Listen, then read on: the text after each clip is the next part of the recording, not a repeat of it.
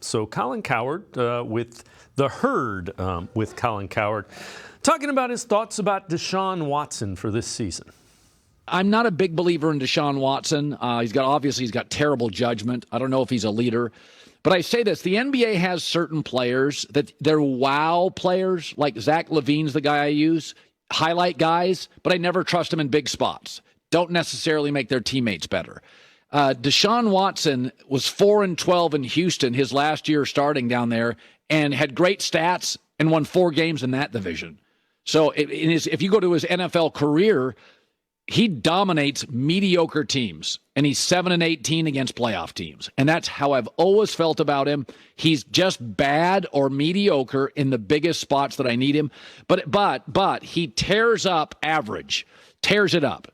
So, he's got like one of the great passer ratings in league history, so he's obviously talented. And I feel I get a lot of wow highlights out of him. And, there's every argument to make that Cleveland is very well constructed. They got a smart GM.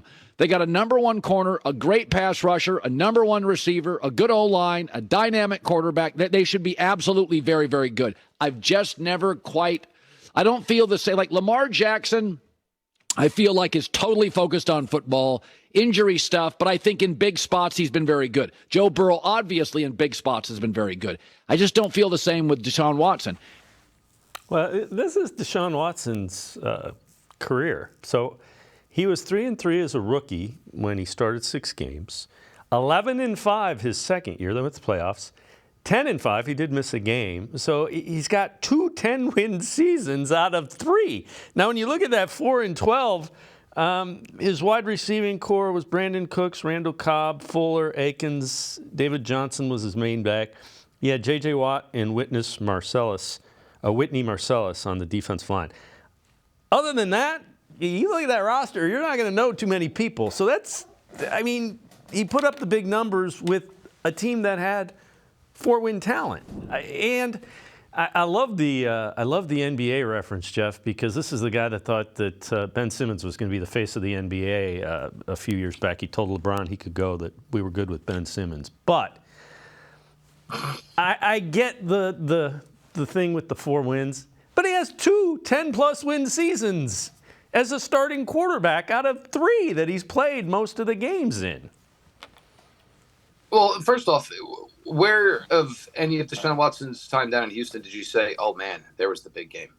There was the big game. They were never in a big game. And the other thing is overglossing the fact that season where the team went 4-12, we all know what the national story was. What was the national story? The season ended. J.J. Watt went up to Deshaun Watson, and on behalf of the other 52 members of that roster, apologized to him. That none of them could play on the level that he played that season. So, you can find a way, and, I've talked with people, and I know people who put together, the way Colin likes to work, the way Colin likes to do his work. And basically Colin says, this is the narrative I want to drive. You need to find me some statistical influence somehow, some way to sort of back it up. And the other thing is you talked about all that stuff on the Browns. And the one thing you didn't mention was probably their overall most important player, who was the running back Nick Chubb. So, look, you can find a way to, you work hard enough. You have enough people do research. Dave, they could find a way to get us out of here in a heartbeat if they wanted to. But look, it's a whole different ballgame. It's a whole different team. And why would you believe, if the roster has been upgraded as much as it has, that, all of a sudden the quarterback is not worthy? The reason they spent all this money is to basically back up the investment they made in the quarterback, feeling they did not have enough around him. And even if he is not in that 2020 form anymore, guess what? We put a roster around him here for 2023 that is light years better than the roster he played with in 2020. So basically we hedged our bet on Deshaun Watson by making sure it was almost kind of like, basically, fail-proof. Yeah, and again, I get it. And there's always a shred of truth in what Colin says, which is why you kind of go in and you look a little deeper and you look a little deeper. So and to be fair, the AFC South was very mediocre. Right. Of course, absolutely. It's a lot different now. Where Jacksonville was a playoff team last year, where Tennessee has been a playoff team for the last couple of seasons. But All right. Sometimes people are gonna zig when people want to zag. That's fine. Stuff. Yeah, and again, he gets attention, got my attention, so I get it.